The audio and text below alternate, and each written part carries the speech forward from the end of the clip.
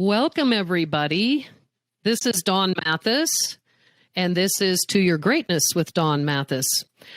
As usual, I want to start with a little story or a joke or something, but today I don't have a joke. I just have a story. So listen up. So it's a story about a famous speaker who was going to Chicago, and he was flying on a major airline, flying to Chicago, and hundreds of people were going to be showing up at this event. And, he, of course, wanted to make sure he got there in plenty of time. And as it would happen, he should have got there with plenty of time. But as you know, flight delays, and then they can't find your luggage. And then there's a long line at the rental car place, which all three things happened to this guy. It was a perfect storm. So finally, he gets up and gets his keys, signs all his paperwork for his rental car, and hurriedly just grabs a map and takes off with his car with this map. Okay, so I'm dating myself a little bit because we don't really necessarily use maps anymore. We have apps and GPS. Even I know that. But anyway, just bear with me in this story and just play along. So for a half an hour, he's using this map and holding it all these different ways and taking all these turns in this rental car in Chicago, and he cannot find anything that looks remotely like the map. So he takes a breath, he pulls over, takes another breath, and looks closely at the map that he has of Detroit. So how many times for us do things happen to us in our lives when we're trying to figure out, okay, I know I have a purpose, I know I have a vision, I have a dream, or maybe we shelf those for a while, and we just we grab the map we think we're supposed to have, or we hurriedly take turns going down different streets, and then finally we just stop and say, what the deuce? What's going on here? And how can I get back on track? What am I here for? So the end of the story is the guy did get there eventually, but he had to stop and ask for directions, which I don't know. It's hard for some people to do that, but this guy, he did, and he got to his event just fine. So here today to talk to us about a different kind of roadmap is our good friend, Gina Farrar. And I think I said that right. It's kind of like the car without the I, right? Yes. It's really hard for me to stop before that I, Ferrari. So Gina is the creator and the host of Feminine Roadmap Podcast, the CEO of Warrior Women Live, and a keynote speaker from Southern California. She's earned a master's degree in living life on her own terms. Ooh, I want that degree. Her life curriculum includes, but is not limited to, leadership roles, 28 plus years as a professional makeup artist, homeschooling mom to her two daughters, volleyball and basketball head coach, women's ministry director, management, as well as an in-store trainer for a major cosmetic company, singer in an award-winning gospel choir, a YouTuber, a quilter, a podcaster, and a speaker. And Gina's philosophy of life is that everyone is born to fulfill a purpose, and it is her passion to empower others to navigate that journey so they can live vibrantly on their own terms. Ooh, this is going to be juicy. So, Gina, welcome. Thank you so much, Dawn. I'm excited to be here. So I'm intrigued by this living life on your own terms. So what does it mean to us here, listening to the podcast? What does it mean to live life on your own terms? For me, honestly, it is living in alignment with your values. It's living life that feels right for you. I think it's easy for us, we've talked about this a little bit, as women, to fulfill roles, and there's nothing wrong with fulfilling roles. I have done the same thing. But as seasons change in our life, I think it's important to constantly be checking in and making sense of the life we're living with who we want to be in the direction we're going on the inside as well. We can be such doers that we forget to be beers and beings. You know what I mean? Yeah, absolutely. We talked about that on the last episode about being humans becoming instead of just human beings. Mm-hmm. And so I love that you said that. I also love that you said it's about values. I just did an exercise recently where I was coming up with my values. I mean, innately, I think when something doesn't resonate with us, it's because it is not in alignment with our values. And many times in life, we don't really list what our values are or what our top 10 are. And when someone first asked me to do this exercise, I was like, I have no idea what they are. I just know what they are intuitively. Mm-hmm. And so writing those down, do you think that's part of this process, is writing them down? Absolutely. There's some questions we can ask ourselves. It's important to know what you're willing to do, right? The things that, okay, these things are reasonable. It's also important to understand the things that you're not willing to do. So you have your non-negotiables. This must happen in my life. Then there's that middle ground, like, where am I willing to do and be? And then we do need, as women, to learn to use our voice, to find our voice to say, this doesn't feel right for me, or I'm not comfortable doing that. Because we talk a lot about what we want to do, but we forget that in the pursuit of those things, there is also the reality of not doing things. It's choices along the way. And I think empowering ourselves as women, that it's okay to set those boundaries and say, these are my non-negotiables and these are my absolutely nots. And they're both equally important to our journey. Yeah. Oh, I love that. I love that. This person, so I have a coach, and she was talking about move away from values. So those values, and you think of values as a positive word, but there are certain values that for most of us aren't good values. And we call them move away from values, like shame. That's a big one, I think, for women, or the feeling of not being enough or not deserving and things like that. And would you agree with that?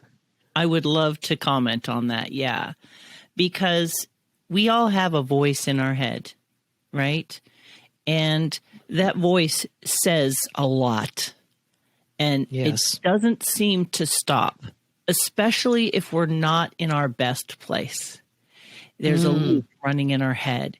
And so one of the things that I find incredibly important to help people with is to write down what that voice is saying to you. You've got to see it so you understand it's there, because it's such a familiar voice that we believe it as truth. And when it's on paper and you're looking at that statement, whatever it is, I'm not good enough, I always screw up, I never get it right, I'm never going to get it right, my mom was right, my dad was right, whatever the negative thought is. And then you need to look at that thought and you need to ask yourself the question, is this true? 100% of the time, is this true? And we need to keep asking our thoughts that question. Is this really true? Now, existentially, it has been true because we've believed it and lived it. But I want to back up and say, is it actually true? And so these thoughts, these mindsets, these things we believe about ourselves, they're just something we've accepted. And that means if it's something that we've accepted, then it's something that can be changed. We can also reject it. We can choose to tell a different story to ourselves. It takes work. Yes. But once we're aware that we're saying these awful things to ourselves that we probably would never say to someone else, we need to begin to question those things. Yeah. I totally agree. The whole self-talk part of this is like, okay, I love that you said, write them down and take a look at them and just say, is this really true? And even if it's a belief that maybe we kind of have because of our self-image, and you can never outperform that self-image. But take a look at it. And what is that saying that if you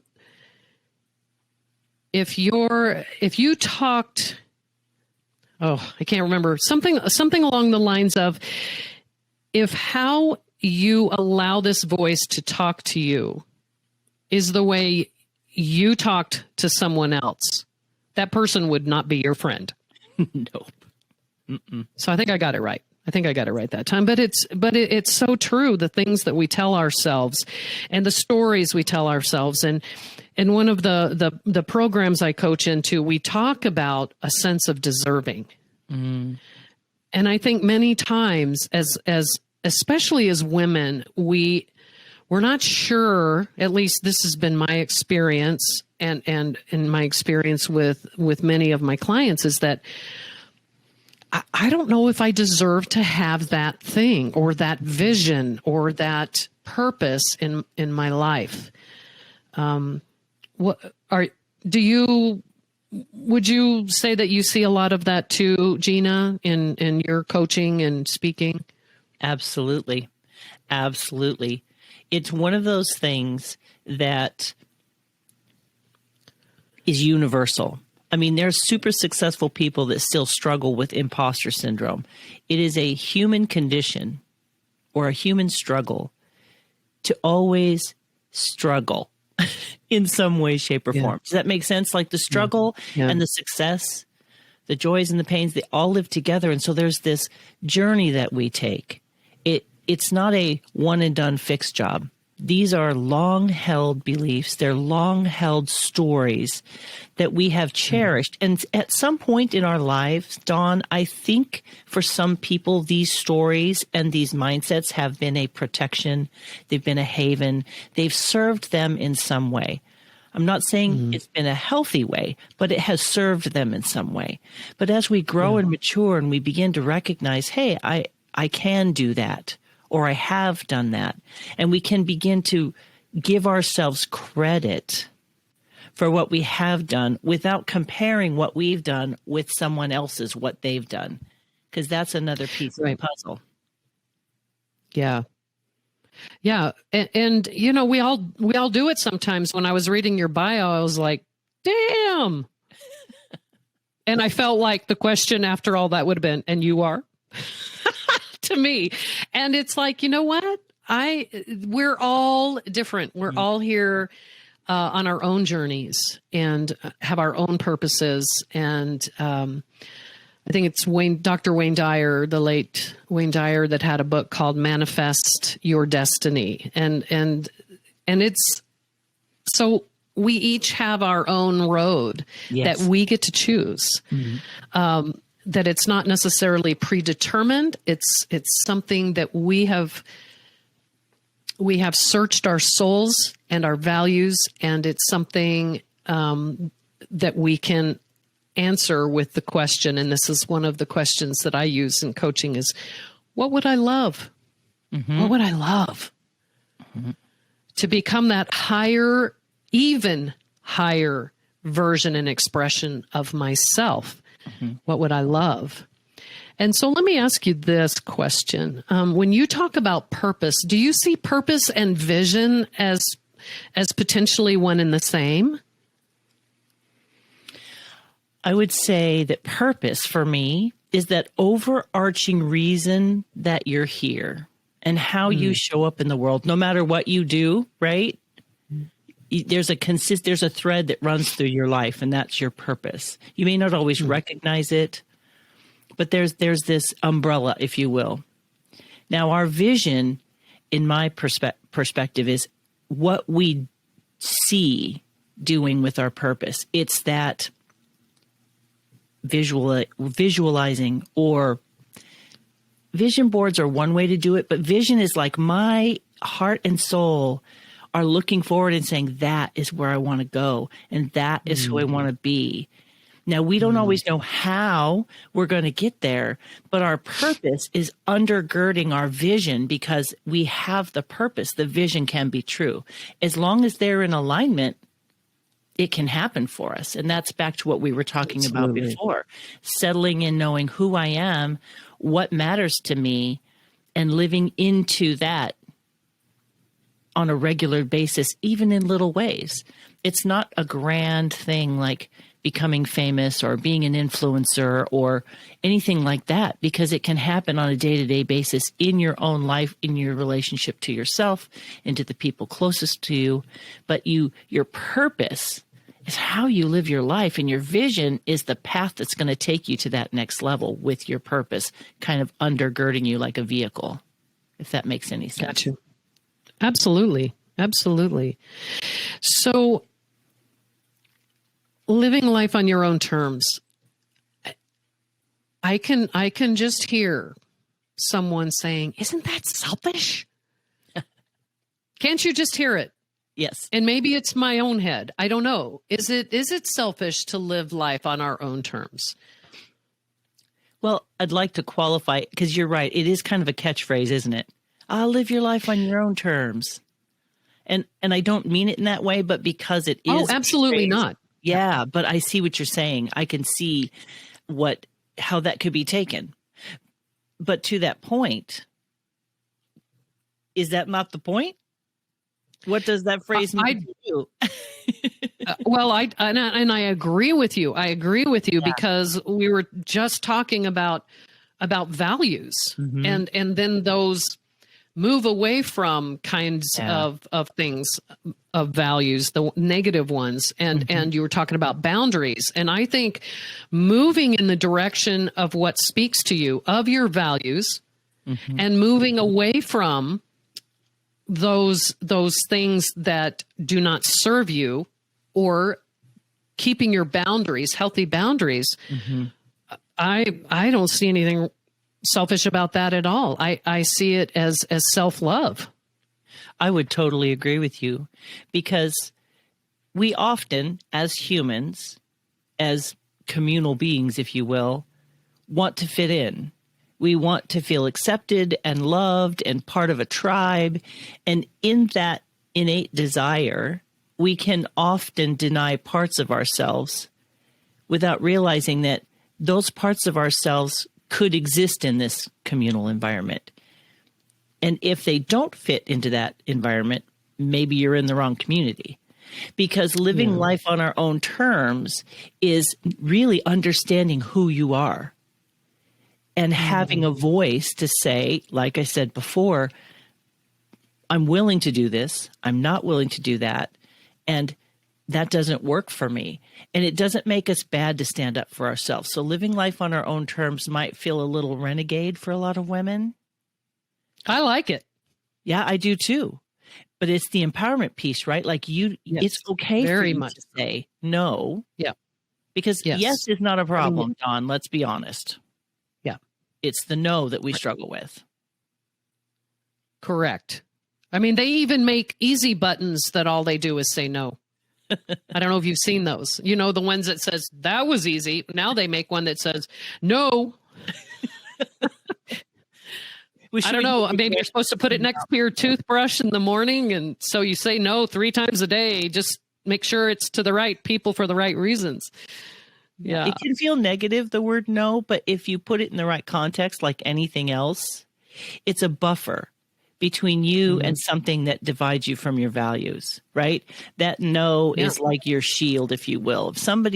If you feel under attack, or you feel pressured, or you just feel like something's off and you need a little space, no is your shield between you and the thing, the person, the situation. And you're allowed to lift up your shield. We do not have to submit ourselves to everything that comes our way. Right. And no means stop. Yes, absolutely. Stop. Yeah. I love it. I love what you're saying. So tell me about this. See if I can say this. You can't say this fast or after a glass of wine. Warrior Women Live. Yeah. Tell us about that. So Warrior Women Live was something that was pre-quarantine, and it is an event-based part of my business. So it was live events where small groups of women come together. This is not like hundreds of women. We're talking a room full of women in an intimate setting, having conversations about these things and helping women find their breakthroughs and helping them find, if you will, their inner warrior.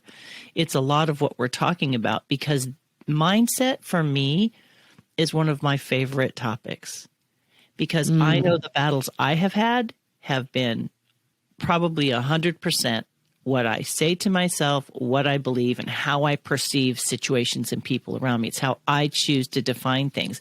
And so for me, the Warrior Women Live is to get a group of women together, and we're going to talk about those things. And I give them little activities to do and things to write down. And there's always tears, because these are tender places, Dawn. We are women who feel deeply, who serve deeply, who love deeply, who want so much for the people that we love. And those are all beautiful things. But we need to create that space and hold that space a little bit for ourselves as well, so that we can do and be those things for other people on a much greater level. And that shift away from, we're nothing unless we have X, we're nothing unless we do X. For some women, when their marriages fall apart, they fall apart because their marriage was who they were. And I happen to be a married woman, and I try to keep that healthy balance between me and him. We're one, and I love sharing my life with him. But he needs things, and I need things in our lives of our own, so that we can come back together. So I think that's just one small example of how we lose ourselves in what we do and our roles that we play. And Warrior Women Live is that greater conversation of mindset and what we believe about ourselves, and does that serve us anymore? And what can we do, and how can we change so that we become free from those shackles and can live a life that's more in alignment with who we really are now? Because we do change. Yeah, we do. I love that. I love that. So what are some things that the women listening to this podcast, what are some things they can do to start living life on their own terms? So this is a process. Besides having a coach, of course, Absolutely. and we're going to have your information on the show notes. But I'll tell you. Go ahead. I was just saying, what are a few things that the women could do, some of these women could do if they just wanted to kick the tires? Okay. Before they reach out to you, maybe. Right. Well, first of all, I would say the mindset that I just talked about, we have to stop and listen to ourselves. Instead of accepting what we are saying. Like, let's say we make a mistake. What's the first thing that pops into your head? You write that down. You get into an argument with someone. What's the first thing that pops in your head? Literally get into the habit of capturing these thoughts. If you're an oral processor, stick it in a voice note in your phone, but keep a place where you can write these things down, vocalize these things. And honestly, Dawn, it is a little more powerful to say it out loud. One of the things I've done for many, many clients is they're telling me about themselves. I'm taking notes. And when they say certain things, I can identify that's a story. That's a statement that interesting. I'm learning about someone. I don't know everything about my clients. You don't know everything about your clients, but we have tools and resources to help them unearth these things, right? So capturing our thoughts is a number one tool. Becoming aware of what we say and what we do. So another tool is if somebody asks you to do something, or asks you to come to a party, or asks you to do something for them, or whatever it is, start paying attention to yourself. It seems broad, but honestly, until we're aware of the things we're saying and doing, we're going to be in the wrong park. We're going to be playing on the wrong equipment.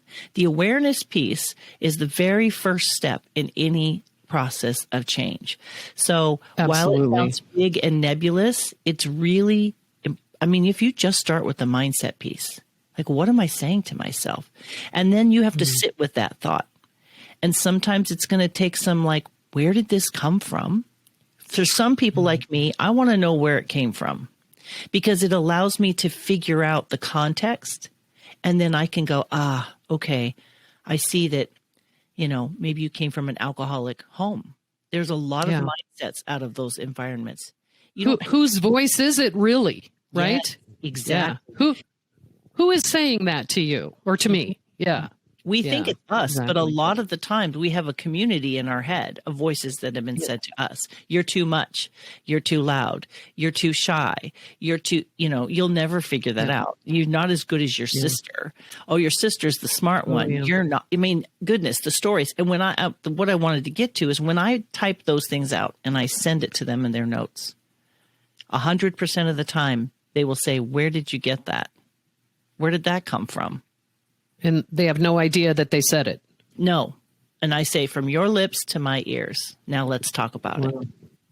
And that's where a coach comes in, right, Dawn? Because I hear between the words. We hear between the lines. Mm-hmm. We've done work for years. And our experience and our journey has given us the ability, and I think it's a gift as well, to be able to hold a space for someone and to listen to the whole story, not just what they want you to hear. Right. And reflect it back. And so that's where, once you become aware, having someone who is healthy and safe to reflect those things back to you and give you a new way of thinking and a new way of perceiving. But the thing is, as coaches, you and I know this, we don't tell you what to do. We're just reflecting back. And we're asking questions, and you will find the answer if you do the work. Right. Absolutely. I 100% agree with you. I also know that, and I would venture to guess that you believe this as well, is we have a power breathing us that's bigger than any circumstance, condition, or event in our lives. It's there. And as we become aware of our limiting stories and beliefs, we also can become aware of that power that's breathing us. Mm-hmm. Yeah, we're not alone in this process. Oh my gosh, no, we're not. And you're right. We can just show people what they gave us, and then every single one of us knows what we need. We're just not tapped into it. Where there's a disconnect for many of us that just requires, you're right. The very first thing is awareness. If you're not aware, where are you going to go from there? Absolutely. That's what mirrors are for too. I mean, gosh, I didn't know I, had food on my face from the last meal I ate, so, and as soon as I'm aware, I'm going to fix it. You know what I mean? It's just, maybe that's a poor example, but that's the one that came to my mind. So the other thing that I loved is, you talking about being, a GPS. I love that. And the roadmap piece. So can you speak to that, Gina? Yes. So I love maps. Back to what you said at the very beginning. Like, I grew up using maps and a Thomas guide, and I kind of miss my maps. And when I take road trips, I still bring a paper map. And I block out my journey, and it just gives me, I'll tell you what a map does that a GPS does not do. It doesn't give you the greater context. It's very myopic in the directions that it gives you. So the road map piece is the more elevated view, an eagle-eyed view of what the whole scene is. And it helps me decide where I want to go in this context. The GPS is once I make a decision, I can plug it into the GPS and it will reroute me around some difficulties, traffic, accidents, whatever, to get me to my destination. And to that point, it's not always the same journey depending on what's happening on the roads. And our lives are like that. We need that greater eagle eye vision to really look at, okay, the whole map. Where did I come from? Who am I? What is my background? What have I experienced? What traumas have I experienced? What successes have I had? Really honoring that whole journey, all of it. Absolutely. Yes. Absolutely. Because in all of that, ashes is beauty. It's in there. And we find it and we mine it, right? And we take those pieces and that becomes the information that goes into the GPS. For example, there was 30 plus years of my life now, I need to update that bio, that I was a professional makeup artist, done all kinds of things in all kinds of contexts, and I loved it. But that season came to an end when my greater purpose, I used that to touch women's lives. Makeup was just the vehicle for me to speak into the women's lives as they sat in my chair and shared some pretty amazing things with me. And my purpose was always showing up I couldn't just do their makeup. I had to ask those questions. You ask these same questions I do. And before you know it, they're sharing things with me and I'm coaching them in my makeup chair in a retail environment. So that purpose always shows up. That's who we are and how we show up in the world. It gets distorted by some of the difficulties that come into our life. But as we begin to look at that roadmap, we see where we've been, what we've gone through, what journey have we taken, and we really begin to recognize, wow, dang, especially in midlife, what have we accomplished? What things have we overcome, Dawn? I think we think in accomplishments like kudos, but man, there's some stuff we've been through and we've made it through. And that becomes a medal of honor for us to show up even greater if we see it as that kind of superpower, right? The GPS is getting granular to, okay, that's to your vision, what you were talking about. That GPS is more vision driven. Your purpose, you got to use the roadmap. You got to get out and away and kind of just survey the land. And when you figure out where you want to go, then you start plugging in specific information. And sometimes we might lose connection with the satellite. The GPS decides not to cooperate. That is just the way life is sometimes. But we still have, like you said, that internal GPS that's going, this feels right to me, or this doesn't feel right to me. So that's how I look at the roadmap versus the GPS. Got you. I love that. And for those of us who have done some work or some training or listened to the late great Bob Proctor, who sadly passed away just a little over a month ago, one of the things that I loved that he said was, as long as you know where you are and where you want to go, and make a decision to go there, then you'll get there. You don't know all the steps. And with the GPS, I mean, yes, you have a map. So it's like, okay, here's where I am. Here's where I want to be. And what's the best way to get there? That, like you said, the GPS is the how. And it's not our business to know the how at every turn. It only reveals itself as we take a step. And then the next step is revealed. And so I love what you said. It's so much in alignment with my beliefs, I guess, and I'm sure a lot of other people's. And I just love the beauty of the GPS thing. And you're right. Many times it doesn't work. Or it takes you to the wrong place. Yes. Or through some sketchy neighborhoods. Is that not like life? My goodness. Oh my gosh. For sure. It is. Oh my gosh. So I'm going to ask you a kind of a funky question. Is there a question you wished I would have asked you that you would like to answer? I am so enjoying myself. I hadn't even thought about what I could have answered. So no, I haven't thought of a question that I could have answered. Okay. Great. Well, I tell you what I would love, Gina, is I would love right now if you would give us, if you don't mind, let's see, your podcast is called The Feminine Roadmap. And I don't have it here. What is your website? How can people find out more about you? So I'm revamping my Gina Farrar website. It's old and it's one of those, I got to get to it. So the best place to find me is on Instagram at Gina_R_Farrar, F as in Frank, ARRAR. My website for the podcast is www.feminineroadmap.com. You can join my email list there. I send out periodic encouraging emails.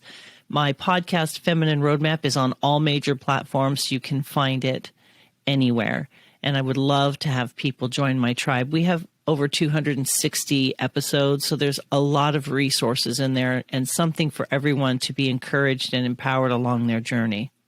And I do answer emails if they come to me at our tribe at feminineroadmap.com.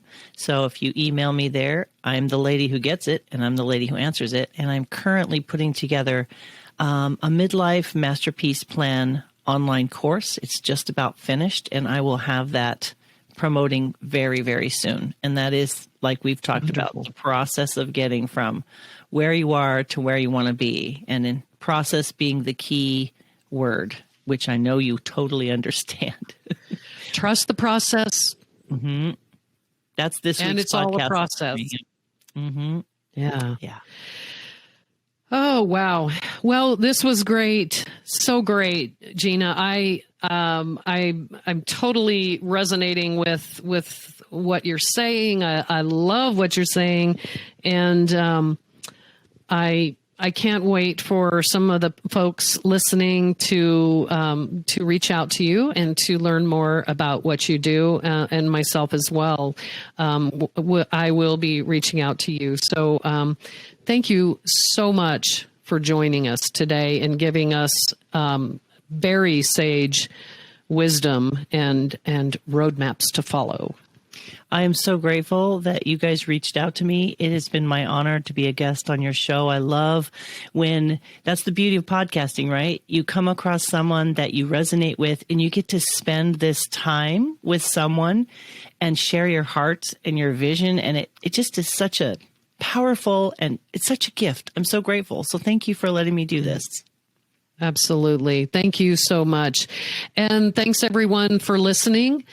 This is To Your Greatness with Dawn Mathis. I am Dawn Mathis, and we'll see you next time. Stay safe and take care of yourselves. Bye for now.